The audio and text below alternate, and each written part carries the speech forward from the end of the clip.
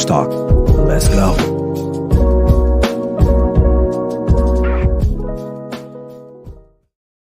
Good morning. What's up, everyone? It's me, your boy Ryan Flowers, aka Clutch Sports Talk, and I'm back this week. I was off last week. I was dealing with the flu. Not back at 100% yet today, but I'm well enough to be back here for you guys today. Because why? Today is the final weekend here in the National Football League, and of course, Clutch Sports Talk, NFL Sunday Wake Up. We got you covered today for Super Bowl 58. But amongst that, we got some other things we want to talk about this morning. I want to break down the NFL honors winners and the recipients of the awards over the last couple of days.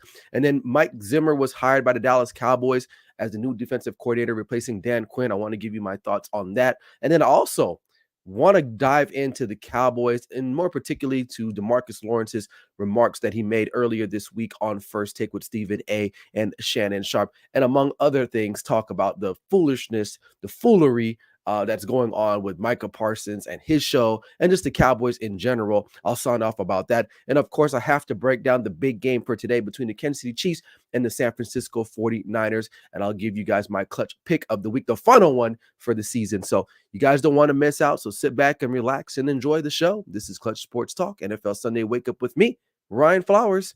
You know what to do. Let's go.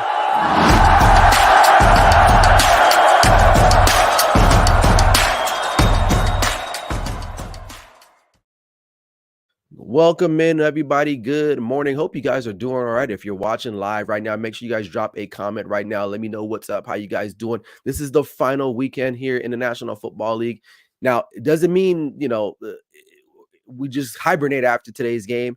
Now, we're going to keep the show rolling as much as possible. We still got a lot of stuff to get through. We're going to have the draft upcoming. We got NFL free agency. We got the schedules coming out here in the next couple months or so. So although the season does end today, the grind does not stop. So make sure you guys check me out right here on YouTube if you're watching, and head over to my other social media platforms that you can see down below. And also head on over to the Grid Network, where we offer a plethora of other great sports content creators that are doing their thing, as well as the Grid Network website, where we also have news articles being posted, or not news articles, but articles, journalistic articles that are being posted about various sports and sporting events throughout the sports world. So make sure you guys go ahead and do that. But other than that, man, listen, sorry I was out last week, man. I mean, literally, I was out. I could not physically even get up to do a show.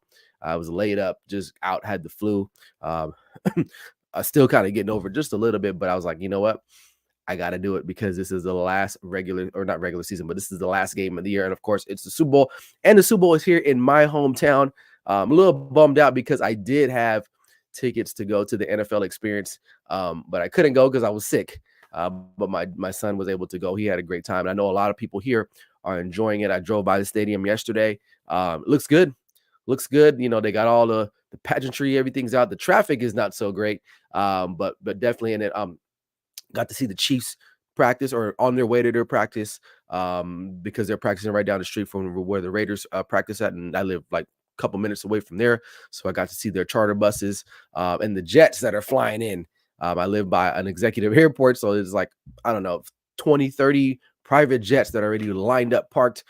You can tell something's going on here in Las Vegas. So it is exciting. I will say that, man. So we already got some good mornings here. We got Patrick Brown says, good morning. Happy Super Bowl Sunday, watching my favorite NFL Sunday morning show and having a liter of alkaline water. Hey, Patrick, man, shout out to you, bro. Hey, if you guys head over to the Grid Network website, he's doing his thing with his articles, man. I got to read the last one last night when I was going to bed. Phenomenal work on that one, man. So make sure you guys go check his stuff out. Good morning, Tyler, man. How you doing? He says, yo. All right. Appreciate it. So, but yeah, man, the Super Bowl, I'll say this before I get into the show. Excuse me. Las Vegas probably is one of the best places to have a Super Bowl. Now, if you're not really into it, and it does come with a lot of baggage if you're a local that lives here, because of the traffic and things like that. But I'm used to that. It's okay. I can live with it. But if you think about it, it really has all the hotels. It has all of the luxuries and amenities that someone who's coming from out of town would ever want or need. So hopefully they do a good job here, the people that are hosting it. And I would imagine it'll be back here sooner than later. I think it should be one of the more staple locations, kind of like how they do it in Glendale, Arizona. But we'll have to wait and see. But we'll see. Hopefully in the game will be good. So nonetheless, that's it, man. Let's talk about the NFL honors. So I got the list here. Let me pull that up. Just pulling it up over here on my screen here. So, I mean, listen, I'm gonna run through the list, right? And I'll let you guys know my thoughts on some of these guys, right? So, obviously, most valuable player, Lamar Jackson. I think we all kind of knew he was going to win that after they dismantled the 49ers late in the year. You know, statistically, was he the best quarterback statistically? No, he wasn't, of course. You know, but what he did to those teams that won him the MVP. Now, I'll circle back to him. Okay, offensive player of the year. You know, Christian McCaffrey. I, without not giving him the MVP, this is probably the next best award for him. So I don't really have any qualms about that. Defensive player of the year. You know, this one is always a tricky one because there's a couple guys that do certain things that do, and they do it very well. And now Myles Garrett did get the award. T.J. Watt. I know he's been in the news a little bit because of what Micah Parsons had to say on a radio show during Radio Row this week. But I'm not mad that Myles Garrett got it because he's really good. Like if TJ Watt would have got it, I would have been like, okay, that's cool too. Like, so to me, they're like 1A, 1B, or whatever the case you want to call it. So I'm not too mad about that. Do I think Micah should have got it? No, because Micah, he doesn't play well the last 5 or 6 games at the end of the year. Now, statistically, and everyone goes back to stats, and I get it. Stats are things that we can see, they're tangible, but sometimes the stats don't really tell or depict the whole thing, right? So, you know, but like I said, I think does Myles Garrett deserve it? Yeah, I think it was. If I'm not mistaken, I believe this was his first one. And correct me if I'm wrong. I don't know. That's what I kind of heard or something like that. But if it is, man, that's crazy. And if it isn't, I mean, he's one of our better defensive players. And you know, I know Cowboys fans are like, well, what about Deron Bland? Deron Bland really isn't that dominant. Like, we're talking about dominant guys, and Myles Garrett is a force. You have teams that are game planning for guys like Myles Garrett and TJ Watt. I don't think most teams are going to go into their offensive scheme and think about, you know, when they're playing the Cowboys, we got a game plan against Deron Bland. No offense. I'm just being honest with you. So, offensive rookie of the year, no brainer to me. CJ Stroud. Um, Phenomenal year, phenomenal season. And then his counterpart, his teammate, Will Anderson Jr. got the defensive rookie of the year. Excuse me.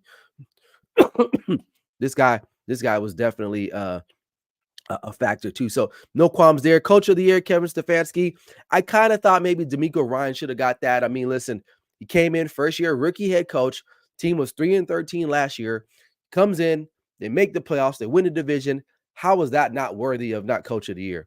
And I'm not to say Kevin Stefanski isn't a great coach. I think he is a good coach, but come on. I mean, considering they didn't really have a quarterback, Joe Flacco, they kind of lucked into Joe Flacco, who won the next award, comeback player of the year. But I don't know. I think D'Amico Ryan probably should have got the nod in this one, but it is what it is. I mean, you're literally counting hairs at this point. And then comeback player of the year, who I call this over a month ago, it should have went to him. Now, oh, well, Damar Hamlin, I get it, but Damar Hamlin don't even play. Okay, he sparingly gets in on special teams. The award is not for guys that die and come back. It's comeback player. And I go, well, he did die and he came back and play. Yeah, but Joe Flacco was literally on the couch somewhere, not doing a damn thing, and he comes in and he's throwing for what 300-yard games consecutively. Like, come on, like that's comeback player of the year type of material. So,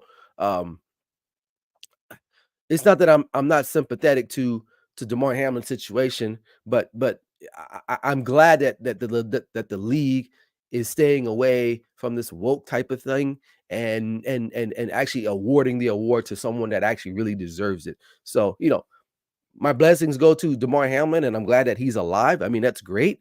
You know, what he had to undertake was a huge ordeal, but it really doesn't need to be celebrated like that. And plus, we already celebrated him last year. So I think we can move off from this Damar Hamlin thing. I think the Bills are ready to probably move off of this thing too. There was no way they were going to cut him a year after him having to be resuscitated on the field. So I would not be surprised if DeMar Hamlin is not even in the National Football League or on someone's roster next year.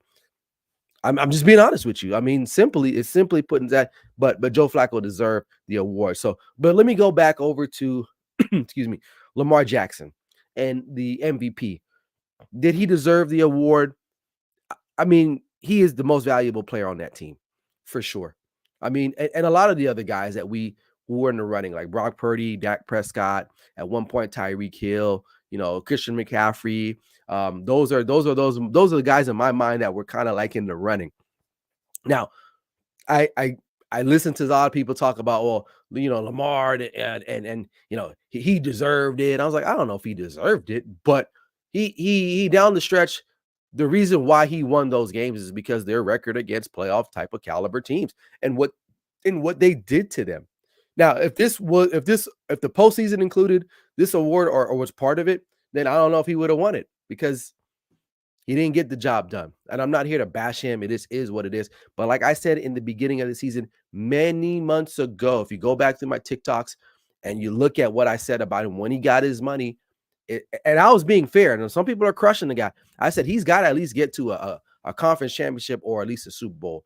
Now, he got to the conference championship, and I won't say he played terrible. He didn't play terrible, but he didn't play good enough to win that game, right? So, but I'm not going to bash him. It is what it is. He is who he is at the end of the day. He's a mobile quarterback, not a regular quarterback.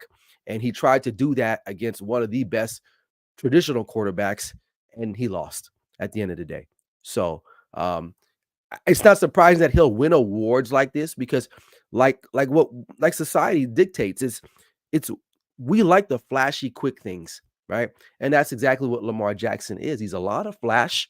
I'm not gonna say he's a lot of fluff. I think he is talented to a certain extent, for sure. Right? His ability to run the football, which is so weird that they got away from that in their playoff game, is what makes him him. Okay. He is not gonna sit back there and throw darts. He's not gonna dot guys. That's just not who he is at the end of the day. So congratulations to him. I think I really think that this is it for him. Will he maybe ever get to a Super Bowl? He might. I mean, I don't know. We'll see. But the teams, it's hard. It's hard. It's hard to say that, what the Chiefs are doing, what the Patriots are doing. Like, that's not ordinary type of stuff, man. And he had a great this was probably his best opportunity this year. Okay. Because I best believe it. Kansas City is looking at this year, and let's just say they win this game later on today, and we'll talk about that later. But if they figure out to win this game, Patrick Mahomes is probably going to be like, you know what? All right, maybe I'll do a Tom Brady. I'll restructure my deals. We got to get some more talent in here. And as long as they stay healthy, man, I'm not going to say Kansas City is going to go on this 20-year run, but they're damn near doing it right now. It's a little mini one. Okay, so but I digress on that. I'll leave it as it is. But Lamar Jackson, he won the award. Good for him. But what does that mean? Because me at this point, as I'm kind of like I'm a reservist Cowboys fan at this point, so I'm not fully all the way into them. But I don't care about regular season stuff no more. I want to see the big game wins. That's what I want. I want Super Bowls. That's all I want. And if you're Ravens fans, you're waking up today, you're like, damn, we should have been in this game today. We absolutely should have been in it, but we're not. So it is what it is. All right. Moving on. Let's talk about Mike Zimmer. In the news this week, obviously, being hired by the Dallas Cowboys to replace Dan Quinn.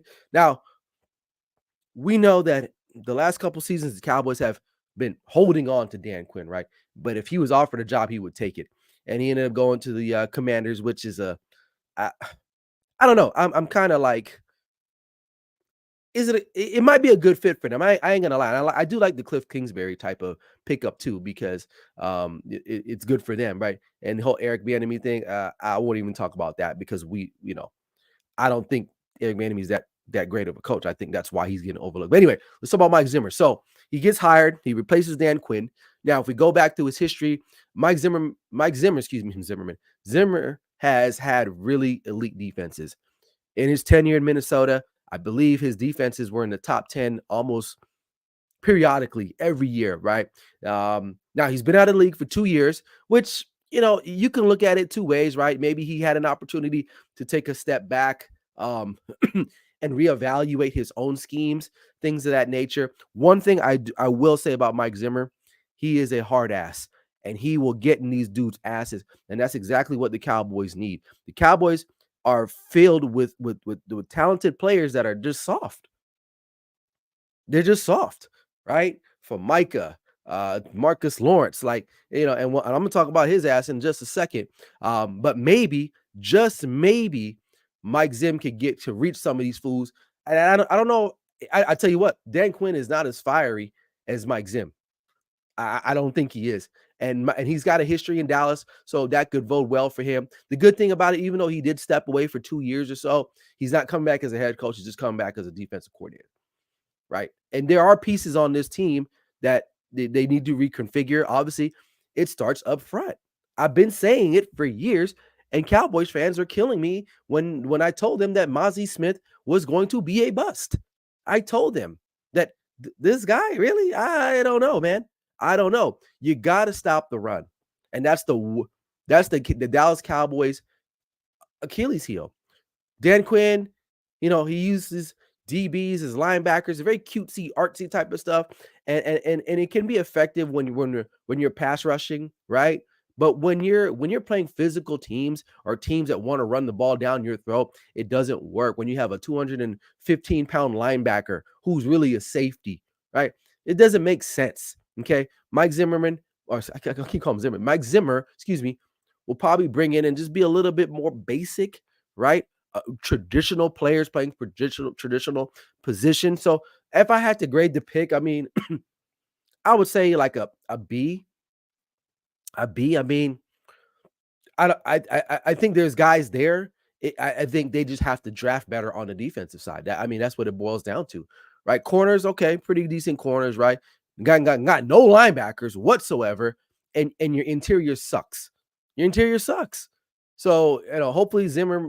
I don't want. I want to keep calling this guy Zimmer. I'm thinking about a movie, Zimmerman. But anyway, Mike Zimmer. If Zim comes in, he can kind of get Jared. Hey man, I need these kind of guys. Then I'm okay with that. I know Rex Ryan was in the mix.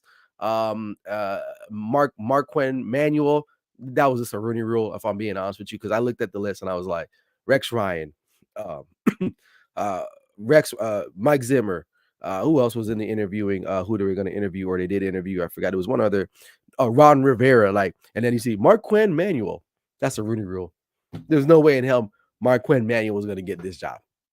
Or Al Harris. Let's be real. Now, so we'll see. But is it a good pickup? Yeah, I guess. I mean, it really falls into the Jerry Jones's dichotomy of like, that's a name, guys. He won us a Super Bowl back in '95, and we had top defenses back then. It's like living in the past. So, will I be surprised if it doesn't work out? No, because I'm not surprised with anything the Cowboys do at this point anymore.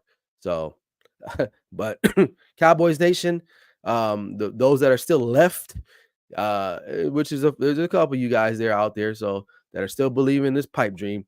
But I'll give the grade a B. I mean, I think he does offer something. I think he does offer some toughness that they're missing there. And not fake toughness. I'm talking about real legitimate toughness. If you go back and listen to conversations that Mike Zim has had with players, if you go back to the Hard Knocks days when he was the DC in Cincinnati, he got in those guys' asses.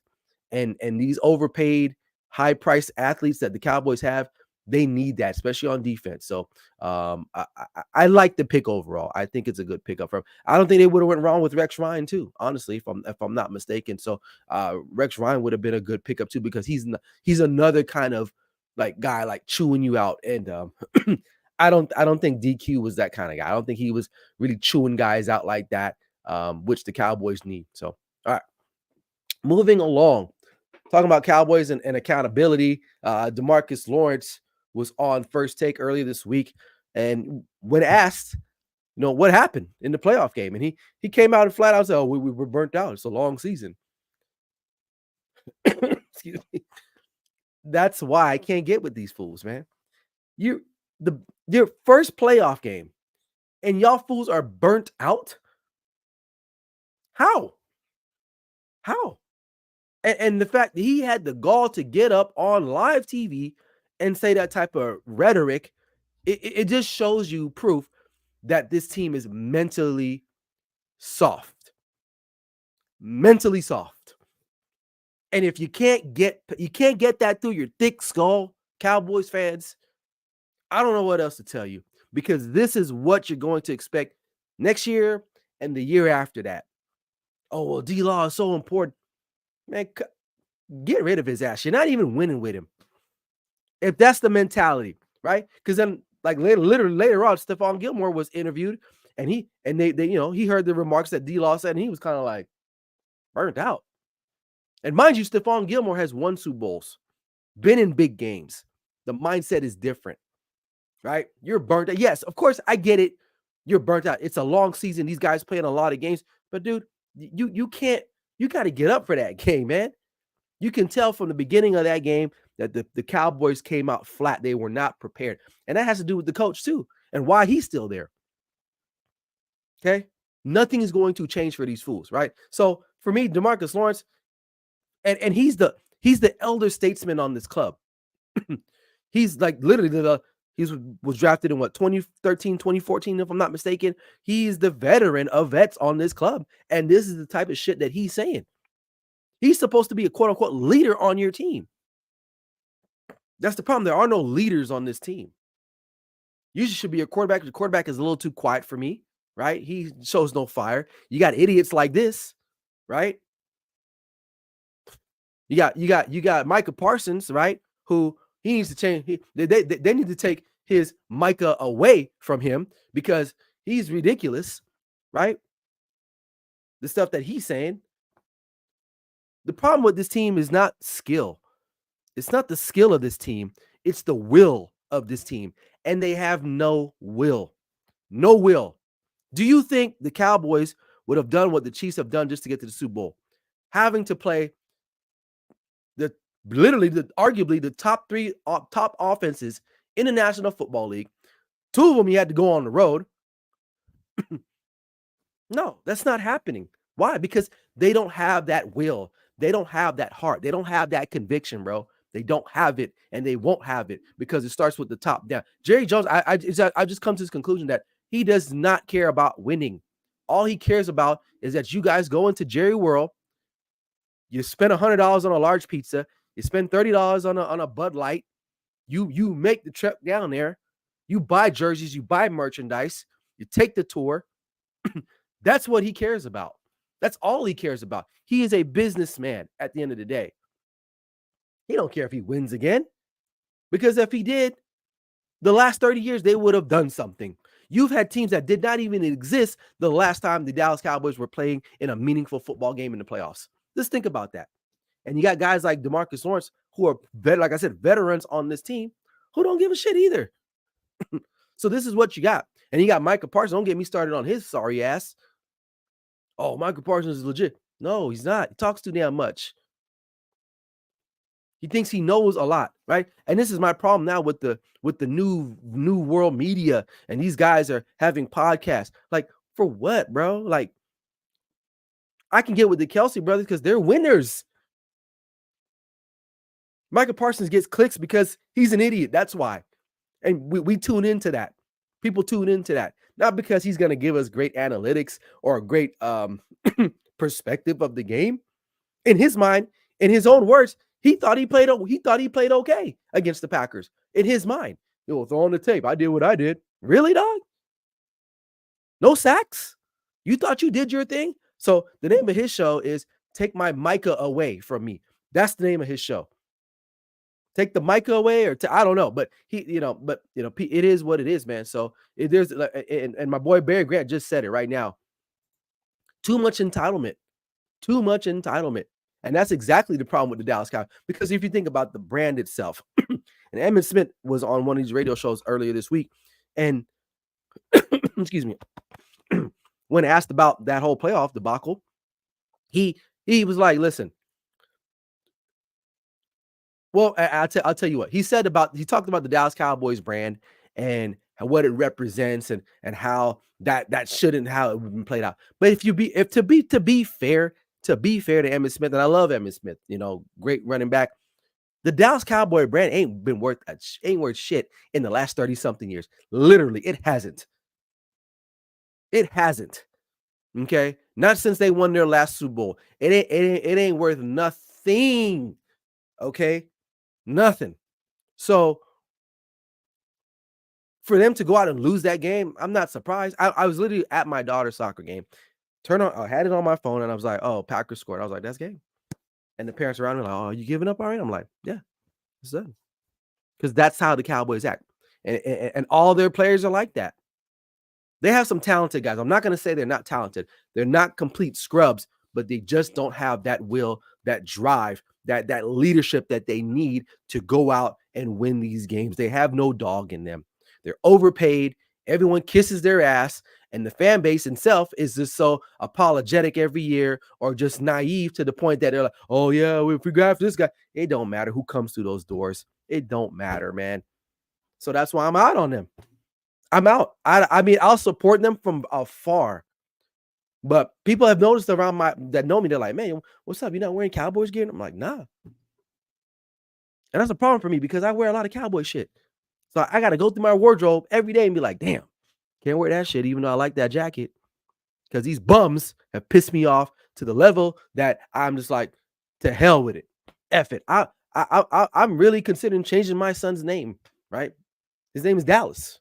And now I'm thinking, shit, I might just call him Tex. I don't know, because that's where these fools got me. All right, let's take a look at the comments here. Got a bunch here. What's up, Ben? Ain't seen you in a while, buddy. Hope you're doing all right. He says Zimmer. We're talking about Mike Zimmer. He's talking about Mike Zimmer has always got the best out of his defenses, especially his linebackers that he's coached. Yes, that's an excellent point, I will say. He also follows up and says that if the defense plays better for Cowboys in 2024, then he can be called Zimmer Man. I like the wordplay, brother. I like it. And I know it's a bad pun, but I decided to say, hey, I like it though, man. I like it, man. Lack of leadership on the Cowboys starts at the top with Jera. Yeah, it sure does. I got a feeling you guys are going to get Devin White in free agency. He definitely has that Dallas Cowboy personnel. And just so you know, Ben is a Bucks fan, and he knows Devin White. He knows him because he follows the team. He covers the team. And you know what? We would go get a guy like that, and it'll hit free agency. It'll be a big splash, but we need tough dudes. I'll even podcast with my boy Barry. He says Mike is that kid that looks at his stats at the end of the game and getting blown. Yes, but you know what, Barry, bro, I'm gonna read one more comment, but I want to get back to your point, Barry. He says, "Hey, Ben says, hey, you can still wear Cowboys gear, just wear a hat and tight Wranglers." I do got some Wranglers. Anyway, back to this comment. Mike is that kid that looks like his stats at the end of the game after getting blown out by. Yes. And you know, guys, if you haven't seen my Coach Clutch stuff, I really want to start getting more into this type of stuff. But this Barry hit on a very exact point. This is the modern athlete from the youth age, right? We've got kids that we'll be in a game getting smoked. I mean, getting our boots blown off, right? Hey, coach, can you send me my clip of my layup, or of that tackle that I pull, or the flag that I pull? Like, why? Oh, so I could post on Instagram. So what? So you can get likes? This is where we are at. Back in my day, man, if you got your ass bust, you are not posting that shit anywhere because you're embarrassed that you got your ass bust. And then the fact that Micah had Jordan Love even on his show, like, that's where we're at. We're interviewing guys that bust our ass. And it's funny because Jordan, when he was asked, like, what was the game plan? Jordan wasn't even trying to talk shit, and he even said it. He's like, I'm not even trying to talk mess, but it's like, basically, y'all soft. He said, we figured we could run the ball on y'all. That's where we're at. These soft ass athletes, bro. Soft. And the Cowboys are soft. I'm talking about softer than the frozen yogurt at your local store. Softer than the Charmin that you use to wipe your ass today. Soft. So I just get so fired up now talking about the Cowboys in the wrong way, right? I can't get with this team no more. But burnt out? Are you serious? Bro, burnt out? You chasing a championship. You better find it. You better find something to motivate you, but they don't care. They don't give a damn. And if I'm the GM of this team, if there was a GM of this team, Demarcus Lawrence, you out, buddy. Would have traded Park by Micah. Get him off my club because he's a cancer too. And he bringing CD into it too. And I had a lot of respect for CD Lamb too, but I was like, what are we doing, guys? We just look like some biatches. Okay. I don't know if I can say that. So I'm gonna translate biatches talking about our past transgressions. All right. What's up, Yorkie? He says, what do you think about Aaron Jones blocking Parsons? I mean, he did what he needed to do. Micah Parsons, again, it's not that he's a scrub. He's got talent, but he just talked too damn much. Oh, I'm getting held. Okay, guys get held all the time. If you're a that level type of dude, you're going to get double teamed. You're going to get blocked. You're going to get held. It is what it is. You got to fight through that.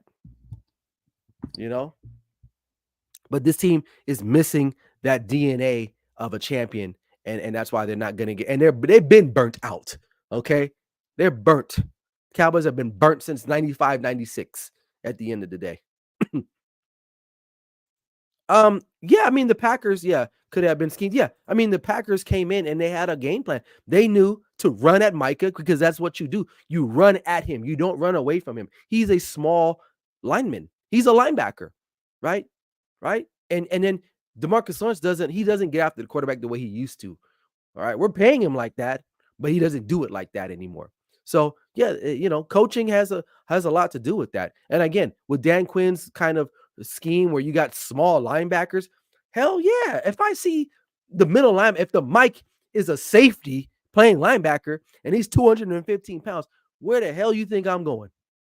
Right down the middle until you stop it. And they can't because Mozzie Smith is a bust. The rest of the D line is deplorable. So yeah, scheme has a lot to do with it as well too. So, all right, I digress because I tell you, man, I really get oops, wrong slide. Guess y'all know who I'm picking for the game. But anyway, let's talk about the game itself, man. He says he believes Diggs. I don't think so, man, because they came out running the football. They came out running the football. And you got to control the line of scrimmage when you're playing it out. And any level of football. If you protect the quarterback, get after the quarterback, and control the line of scrimmage, you're more likely going to win the game. So I don't think Diggs would have made a big of a difference, to be honest with you. All right, let's talk about the big game itself. Kansas City Chiefs taking on the San Francisco 49ers. Let's talk about how these teams got there. We'll talk about San Francisco. It's been tough sledding, right? A little bit. 2 come from behind wins in back-to-back weeks. Started with Green Bay, a game that they probably should have lost, but they pulled it out, right? Late game heroics with Brock Purdy. And then and again at the next week at home against the Lions. The Lions should have won that game. Lions probably should be in the Super Bowl, but they blew it. It is what it is. And now the San Francisco 49ers are in Super Bowl 58 here in Las Vegas. Now, the Chiefs, on the other hand, had to open up the season at home in the frozen tundra of Arrowhead Stadium against the Miami Dolphins. They got the win. Then they had to go on the road and get 2 impressive wins against a Buffalo team that had been blazing hot, right? Blazing hot. And then they have to go against the excuse me. Sorry, guys. Against Lamar Jackson and the Baltimore Ravens, who was probably the hottest team in the National Football League. The best defense, right? All this. Lamar Jackson can't be stopped. He's going to win the MVP. And they go out and they do their thing and they get the close win. And now that puts them in a position to win another Super Bowl. They've been in 4 Super Bowls in 5 years? That's crazy, man. That's crazy to me. So keys to victory today for the Niners, my estimation is that they cannot get stuck. They got to start out fast. Excuse me. This team is built to be in the front because of that defense, and they're going to have to run the football. Now, the Chiefs' biggest Achilles heel is the run defense, right? But they did hold the top rushing attack in Baltimore a couple weeks ago to only 81 total 1 yards. So that bodes well for them. This defense has been playing well, but for the San Francisco 49ers, you have to run the football to win this game. You cannot get behind Patrick Mahomes and expect to come from behind. Not today. Oh, and I didn't change the graphic. It says conference preview. Sorry about that. But listen, you cannot do that today. This is not the game to do that. And if the Niners have any chance of winning this game, they're going to have to play from the front. Because if you play with fire the way they've been playing with Patrick Mahomes, Travis Kelce, this is not the crew that you want to do that with. Because I'm pretty sure Patrick Mahomes will put this team away, unlike the other teams. And Andy Reid is smart enough to kick field goals if he needs to, unlike Dan Campbell. Okay, so the keys to victory for San Francisco, if they're going to win this game, is play from the front early, lean on that defense, and run the football effectively. And there you have it. Maybe they'll be hoisting the trophy at the end of the game later on this afternoon or evening here in Super Bowl 58. Now, keys to victory for the Kansas City Chiefs. It's pretty simple. This team has been driven by their defense. Their defense needs to come out and play lights out like the way they have. Now, it's going to be a hard task, right? Because San Francisco has a lot of weapons. But one thing I will say is that the cornerbacks can match up well with San Francisco. The problem is going to be in the trenches. Can the Chiefs defense continue to slow up the run? We're going to find that out very early. Now, if they're able to do that and give Patrick Mahomes time, he's been in the big game. Travis Kelce's got an extra motivation, right? Because a lot of us, including myself, have said, man, what happened to him? He's fallen off. But in the playoffs, he's been balling out. His girl's coming in. She flew in from Tokyo last night. We'll be in attendance. And at the end of the day, I'm not going against the Swifties, right? So that's part of it too. So, keys to victory for them, stop the run. If you stop the run, they'll be all right. I think that's it. Because I think they match up well enough. They got guys that can cover Kittle. They got guys that can get on Debo. They got guys that can cover Brandon Ayuk.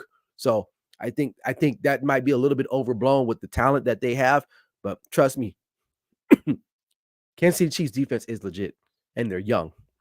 Okay. Yorkie asks, sorry guys, I'm just losing my wind here. Let me get some water real quick. He asked, can the Kansas City run the ball like the line? They absolutely can. And it's another thing with the Cowboys. They don't run the football. And I'm not saying you got to go out and run for 125 yards to win the game. You just have to be effective at it. Because it represents him having a balanced attack. And I love the way Isaiah Pacheco runs. If you don't know his story, go read it. It's phenomenal, man. I support this guy. I champion this guy. He's not Christian McCaffrey. Of course not. Right? But the guy runs hard. So I believe they do have a chance to run the football. Okay? If the Packers and the Lions were able to, then I'm telling you, the Niners are not playing their best football. And I think that's why I'm going to give the edge to, no surprise here, Kansas City Chiefs. They're going to win the Super Bowl. I'm not going against Patrick Mahomes, number one. Okay? I'm just not. This is another big-time game for Kyle Shanahan, and we all seen him how he folds sometimes in big-time games, right? We'll see, right? Brock Purdy, although he's had a great season, I just don't, I'm not picking Patrick Mahomes to lose to Brock Purdy. And if he does, so be it. But I'm not. I'm just not. Patrick Mahomes is that guy, right? Not having Tyreek Hill again and underwhelming list of wide receivers, and they're still in the damn Super Bowl, man. Why? Because they have the will to win. The will to win. Imagine if Patrick Mahomes had a CeeDee Lamb. How good this team would be. Even more better, right? But he don't. You got Marquez Scanlon, whatever the guy's name is, right? Now, the Rashee Rice kid he's been coming on a little bit, right? I will say that, but I just like the will of this team. I really like the will of this team, and Patrick Mahomes is that driving factor. That's a leader right there. That's a leader. So the Niners, to me, they've been playing with fire the last 2 weeks. or their last 2 games, and today is not the day to get behind. So, but again, if they can get out in front, they can lean on that defense. But if not, if they come into this game and they rest on their laurels thinking bang bang Niner gang, sorry, you're gonna lose to Mahomes and the Swifties. And fun fact, and probably some of you guys have seen this already. So many things surrounding Taylor Swift and the number 13. Okay. The flight from Tokyo to LA, 13 hours.